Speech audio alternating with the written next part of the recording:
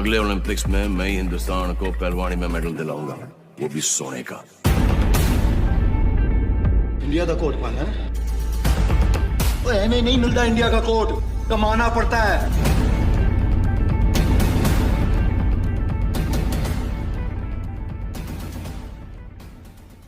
क्या है चिनछेची तालीम? क्यों खास है चिनछेची तालीम?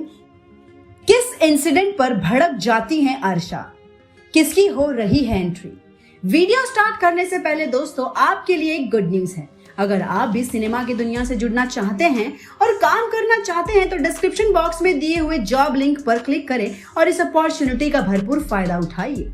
साल 2018 में आई सुल्तान ब्लॉकबस्टर होने के बाद एक बार फिर अपना सीक्वल बनाने जा रही है। कहानी में एक बार फिर से अखाड़े के पहलवानों को दिखाया जाएगा। यूं तो हमारे देश में रेसलर्स अपनी प्रैक्टिस अखाड़े से ही शुरू करते हैं, लेकिन क्या आपको पता है कि देश का सबसे पुराना अखाड़ा कहाँ है और क्या है उस अखाड़े का नाम? तो दोस्तों सबसे पुराना अखाड़ा महाराष्ट्र के पुणे में मौजूद है। महाराष्ट्र में अखाड़े को तलीम कहते हैं और इस अखाड़े का नाम है चिनछेची तालीम। ये अखाड़ा 233 साल पुराना बताया जाता है। इसे पेशवाओं ने 1786 में बनाया था। यहाँ की खास बात यह है कि यहाँ सिर्फ 12 पहलवानों को 10 साल तक ट्रेनिंग दी जाती है। यहाँ पहलवानों का रूटीन सुबह 4 बजे से शुरू होता है। चिनछेची तालीम में किसी भी तरह की कोई फीस नहीं ली जाती है, लेकिन पहलवानों को रहने, खाने और पर्सनल कामों के लिए फीस देनी पड़ती है। जब कोई पहलवान प्राइज मनी जीतता है तो वो उसी के पास जाती है।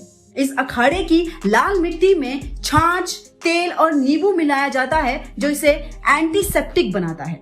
सुल्तान 2 की कहानी में अब तक अर्शा अनुष्का शर्मा, जो एक बिन माँ की लड़की है, गांव की लड़कियों से ही पहलवानी करती दिखाई देती है।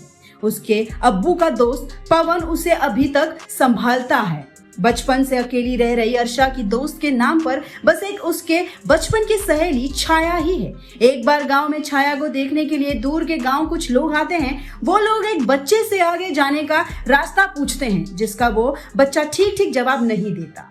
इस पर गुस्साया लड़का उस बच्चे पर हाथ उठा देता है।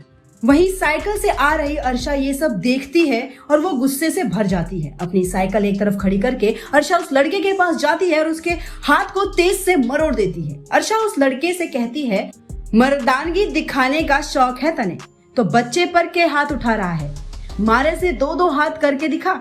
इतने पर पवन वहां आ जाता है और अर्शा को माफी मांगने के लिए कहता है, जिसके बाद अर्शा वहां से चली जाती है। शाम को छाया का बापू साथ में 5-6 लोगों को लेकर गुस्साया हुआ अर्शा के घर आता है। शोर सुनकर अर्शा और पड़ोसी में रहने वाले पवन और उसकी पत्नी उर्मिला बाहर आते हैं, जहां पर छाया का बापू उससे बताता है कि अर्शा की वजह से उसकी बेटी छाया का रिश्ता टूट गया। फिर पवन उन लोगों को समझाता है कि अर्शा को पता नहीं था कि वो लोग छाया को देखने आए हैं, जिस पर छाया का बापू उससे कहता है, तू तो रहने ही दे, तेरी ही वजह से छोरी बिगड़ गई से।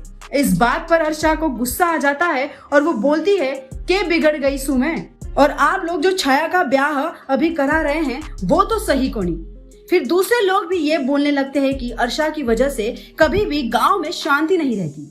छाया का बापू कहता है कि अर्शा के माँ बापू गांव के इज्जतदार लोग थे, इसलिए गांव वाले अर्शा को ज्यादा कुछ कहते नहीं हैं। इस बात का अर्शा पर बहुत ज्यादा इफेक्ट पड़ता है और फिर वो मन ही मन अपने अम्मी अब्बू जैसे पहलवानी करने का ठान लेती है। अगले दिन से अर्शा रोज सुबह 4 बजे उठने लगती है और गांव के 10 चक्कर लगाती है। एक दिन अर्शा सुबह से अंधेरे में गांव के चक्कर लगा रही होती है कि उसकी टक्कर एक बाइक वाले से हो जाती है, और ये बाइक वाला आदमी कोई और नहीं बल्कि फिल्म का मेन हीरो अली है।